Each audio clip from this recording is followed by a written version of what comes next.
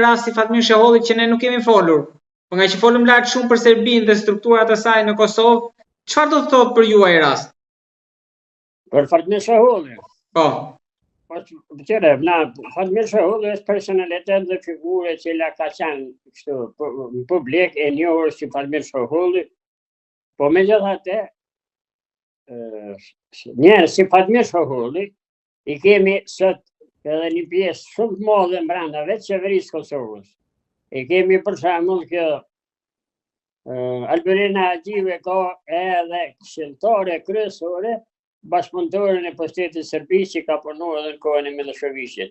Pastaj edhe komplet qeveria e Albin Kurtit, një pjesë e madhe e tyre, që për neve jenë të gjithë të njohshëm, që kanë bashkëpunuar gjatë periudhës sa ka qenë pushteti Miloševićit në Kosovë, kanë pozita të larta në qeverinë e Kosovës, nuk po them vetëm këtë qeveri, por edhe të qeveritë më parme, po veçanërisht për neve është shqetësuese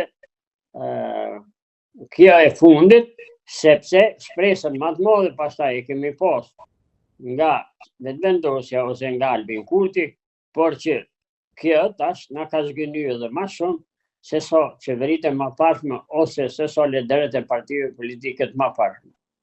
Albin Kurti me një fjalë është një njeri mazohist.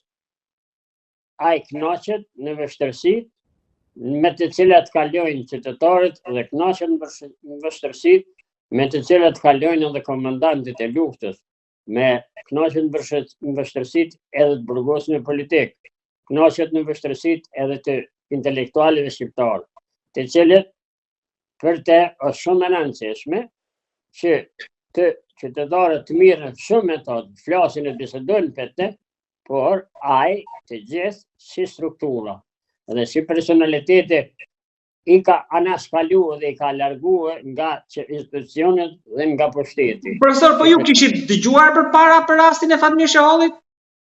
Po qyshen, unë po të tregoj njëjtë. Muj me ta them konkretisht se Fatmir Shohollin e ku pas në Zënës, në klasën e 2 gjimnazin Besjan. Është e vërtet që pastaj kur ka filluar me dalë në skenë, ku që këja është vra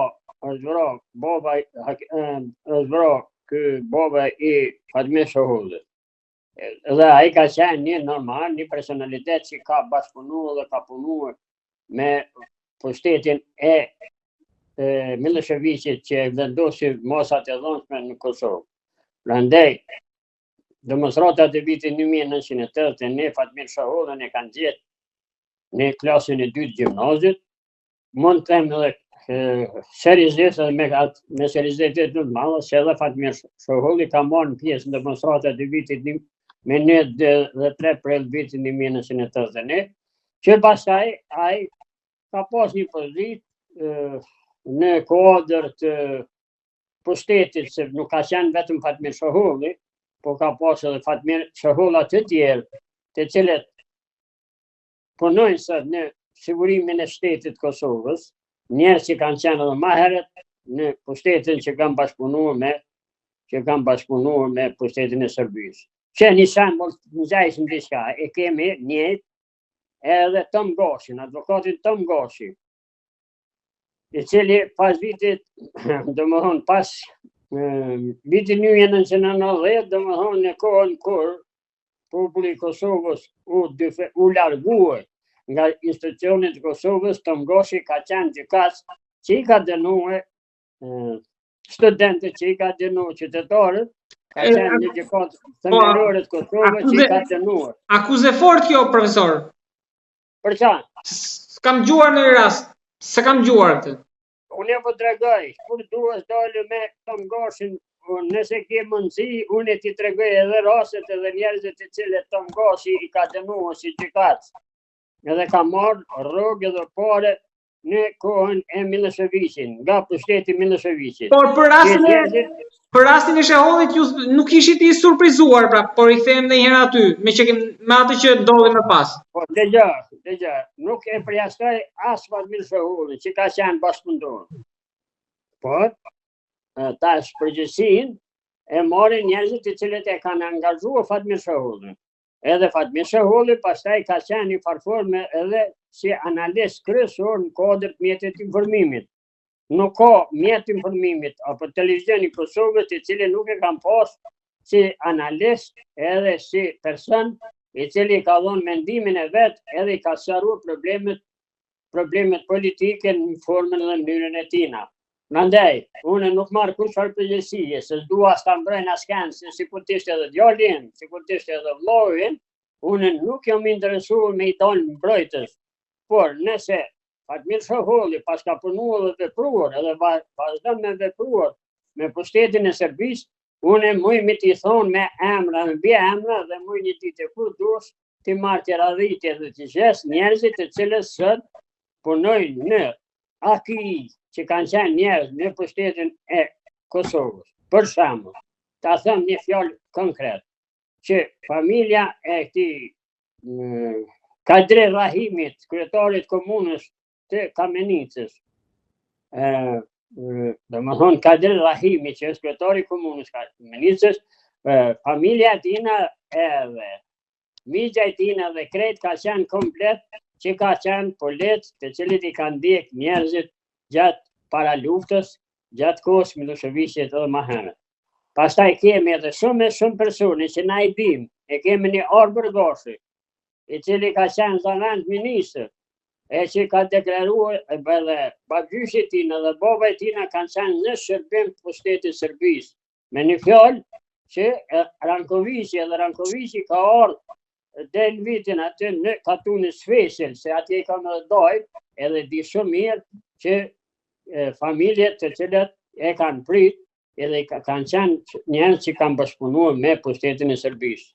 Por tash, nuk mujmë krejt në kuptimin e saj mi akuzuar, që i akuzan, i ka akuzuar për shembull vendosja të gjithë njerëzit, e të njëjtën kohë që ka marrë pushtetin me gjithë, po me ata njerëz vazhdon të punoj edhe me njerëzit që kanë punuar me pushtetin e Serbisë.